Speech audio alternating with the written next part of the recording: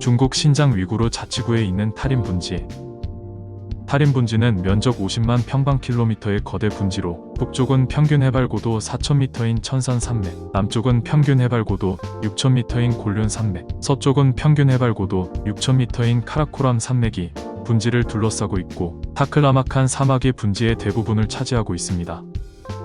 타린 분지는 건조한 기후로 인해 수천 년 전에 살았던 사람들의 유해가 자연 미라 상태로 변한 경우가 많으며 현재까지 수백 명의 고대인 자연 미라가 발견되었습니다. 이 미라들은 이미 수십 년 전에 발견되었지만 그때 당시에는 유전자 분석 기술이 발달되지 않아 그들의 기원에 대해 자세히 분석할 수 없었습니다.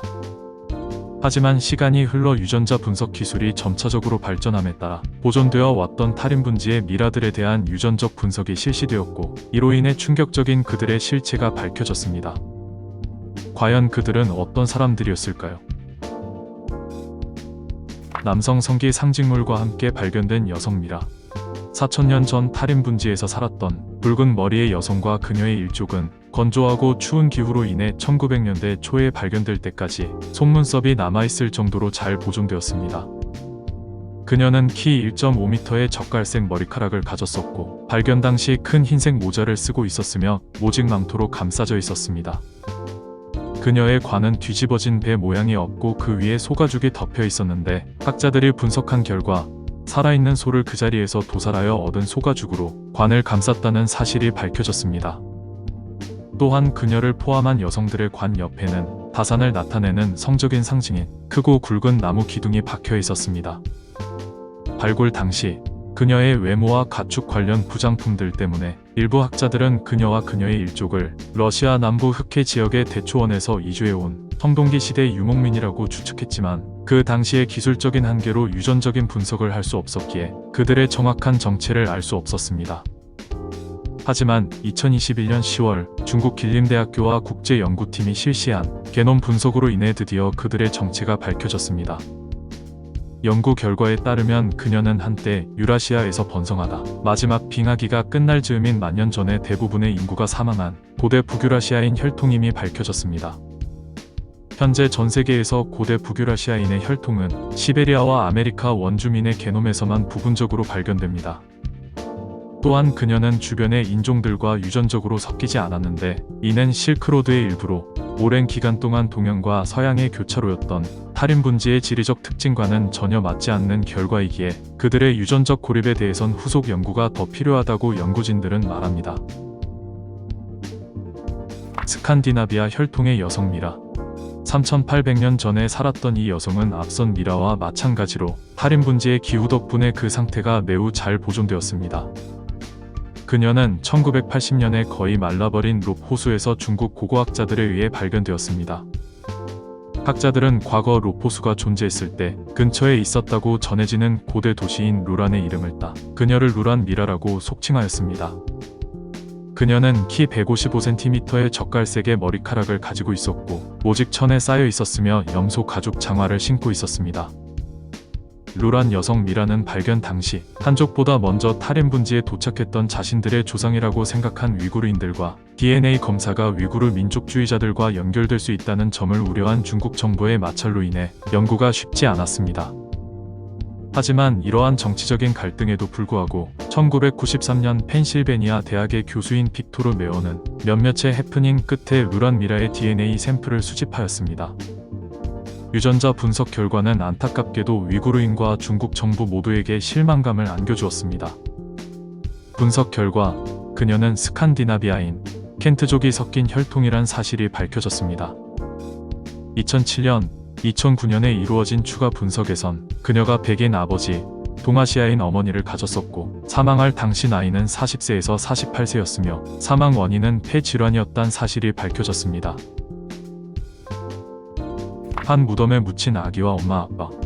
3000년 전에 살았던 이들은 가족으로 추정되며 1971년에 치에모에서 고고학자들에 의해 발견되었습니다. 이들은 치에모의 위구르어 발음인 체르첸을 따 체르첸인으로 불립니다. 남성 미라는 키 165cm에 55세로 추정되며 붉은색 머리카락과 수염, 좁고 긴 코를 가졌고 붉은색 양모옷을 입은 상태로 발견되었습니다. DNA 분석 결과 그는 켈트족 혈통인 것으로 밝혀졌습니다. 여성 미라와 아기 미라도 각 붉은색 양모옷과 파란색 양모 모자를 착용한 상태로 발견되었는데, 학자들은 붉은색과 파란색이 그들이 속한 집단의 정체성을 나타냈을 것이라고 말합니다. 특히 여성 미라가 입고 있었던 양모 옷은 발견 당시에도 그 촉감이 매우 부드러웠고 고급스러웠기에 그들의 의복 제작 기술이 매우 뛰어났을 것이라고 학자들은 말합니다. 아기는 사망 당시 3개월이었고 붉은색 양모 담요와 파란색 양모 모자를 착용하고 있었습니다. 또한 의식의 일환으로 짙은 파란색의 돌을 아기의 눈 위에 올려놓았고 붉은 털실을 콧구멍에 넣었는데, 그 중에서 파란색 돌은 탈인분지 근방에서는 쉽게 구할 수 없는 돌로 거래하거나 찾는 데 상당한 노력이 들었을 것으로 추측됩니다. 키 2m의 엄청난 부자 남성. 1600년 전에 살았던 이 남성은 고대 카라반들의 이동 경로였던 투르판 지역에서 발견되었습니다. 이 미라의 특이한 점은 그가 사망했을 때 착용했던 의복들이 거의 완벽한 상태로 보존되었다는 점입니다. 이 의복의 좋은 상태를 유지하기 위해 학자들은 의복 안에 있는 미라를 분해하여 의복에서 꺼낸 후 다시 결합하였습니다. 그의 옷은 매우 화려한 색감과 패턴을 자랑하며 그의 의복과 장신구로 볼 때 엄청나게 부유했던 사람이었을 것으로 추측됩니다. 또한 그는 1m 98cm의 큰 키와 갈색 머리를 가지고 있었는데, 별도의 유전자 분석은 실시되지 않았으나 그의 외형으로 볼 때 백인이나 백인 계통의 혼혈임은 확실해 보입니다.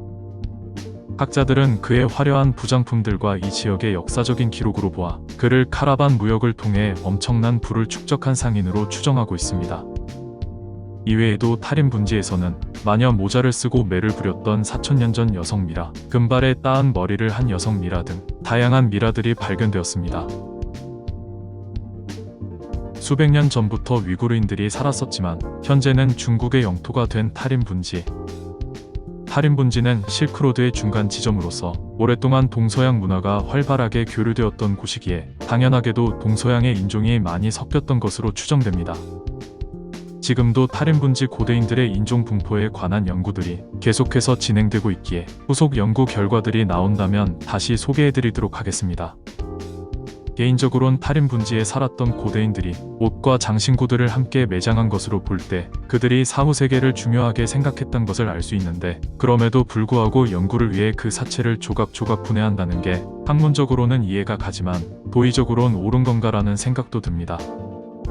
영상 재밌게 보셨다면 좋아요와 구독, 알람 설정 부탁드리며 더 재미있고 유익한 영상으로 찾아뵙겠습니다. 감사합니다.